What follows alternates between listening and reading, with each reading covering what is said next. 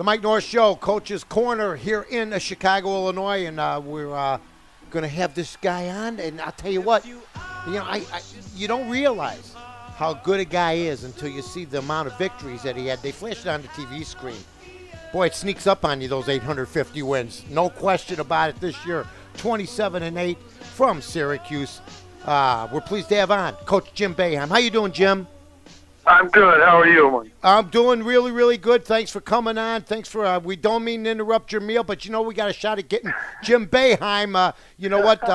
Tell him to put it back on the grill. First of all, Jimmy, how's the festivities out in Houston? You like it out there? Yeah, it's a good city. It's a little spread out, but it's been good. Nice shopping mall. Did a little shopping 2 days in a row, which I have never done. So it's been good. It's obviously.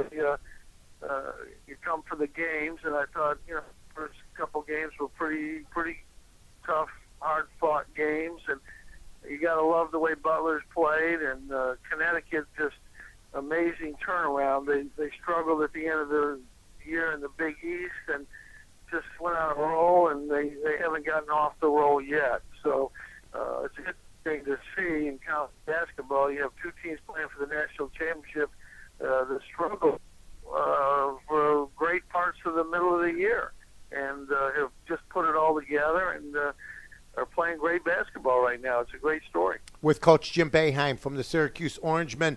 Coach, what's more remarkable in your eyes? They're both remarkable, but if you had to pick one over the other, what Butler's done, getting to the Final Four twice, or what UConn did, going through the Big East and then going through this tournament and Kemba Walker getting on this run, but not only him, the rest of the team and Coach Calhoun. Well, they've all done an unbelievable job. Connecticut, Kemba, obviously, in the Big East tournament just carried him, but in the NCAA, he hasn't played as well in a couple of situations, and the team's played well. They're a young team that's gotten better. They've grown up. They've got a lot of weapons. But what Butler has done to me is truly, it's an amazing story. You have to look and understand, though, that Gordon Hayward was a lottery pick, and I think that Shelvin Mack could be a lottery pick, and so they've had a couple guys that are really good. They're not just a bunch of good players. They do have a bunch of good players, but they have a couple tremendous players, and Howard. I don't care where he goes in the NBA. I don't care whether he does play in the NBA. If I'm in college and I can take a big guy, I'd like to take Matt Howard on my team. He is a really, really good college player. Sometimes we get caught up in, he won't be as great. Well, this isn't the pros. In college basketball, that kid is really, really good. And Butler is as well coached as any team in the nation. Their coach has done an unbelievable job in the last 2 years, and they're a team that's not here by accident. They're not here and happy to be here. They're here, and they think they can win. And if they play well, they can. I think it's. I've never said this before because I think basketball is such a team game. I think it's going to come down to Kemba Walker and Shelvin Mack. I think whichever guy can have the big game. I think everybody else can't kind of cancel themselves out. But I really think those two guys are going to determine what happens in the game, and it should be. I think it'd be a great basketball game. With Coach Jim Boeheim. Coach, did the Big East vindicate himself by UConn being there? Not that you guys need anybody to apologize for you, but are you disappointed? I don't think so. I don't think so. I don't think that's the issue. I think your teams in a league are good. I remember years ago, and I'm not trying to knock anybody, but UCLA won 7 or 8 national championships, and at that time the Pac-10 wasn't a good conference. So the fact that the Pac-10 won 8 national championships had nothing to do with the Pac-10. It had everything to do with UCLA. And in our conference, we had 11 teams. I don't think anybody doubts that we had 11 teams. Our 11th place team was Marquette, and they won 2 games. They beat us, and they're an NCAA team.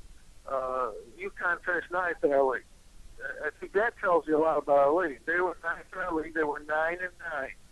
And it wasn't just they played good at the end of the year. If you remember, they started out and won the Mountain tournament and beat Kentucky and Michigan State and Washington or something. Yeah, his phone's breaking up. So they played good at the beginning of the year. But they were league. So I think that shows you how good our league is. I love Charles Barkley. He's a good friend of mine. He's a funny guy. He knows nothing about college basketball. Absolutely nothing. Hey. He can't tell you a player that plays for UCLA or Arizona. But he's a funny guy. But our league was good this year. Nobody doubts that. I'm happy Connecticut got here, but if Connecticut hadn't gotten here, we still had a great week. Well, who do you like tomorrow, Coach? Who do you like tomorrow? Straight up. I think it really is going to be a close game. It's going to come down, I think, which one of those two guards plays the best. And obviously you got to root for your league. We always do. But as a basketball fan, and just forget about leagues, and somebody will take this the wrong way someplace, but you have to admire what Butler has done. And they beat us last year, and I still admire what they've done, how they play. I think Butler's, if somebody said Butler's going to go to 2 Final Fours 3 years ago, there isn't one person in the world that would have taken that, would have thought that could happen. I think it's one of the most amazing achievements in the history of college basketball, that they got 2 teams to the final game. They got to the final shot against Duke. So it's an amazing story. And I think it'd be a great game. And thanks for having me on. I'm going to go eat dinner. Go ahead, Coach. Now, Take care of yourself. We appreciate it. Coach Jim, thank you, Coach. Coach Jim Boeheim. Hey, I got to admit, I've had trouble getting that guy on. And he came on. Thanking everybody for tuning in. Don't forget, we got more to come here on A Coach's Corner to the Mike Norris Show on Fox Sports Radio. He was rolling tonight. Coach Jim Boeheim. Back with more right after this.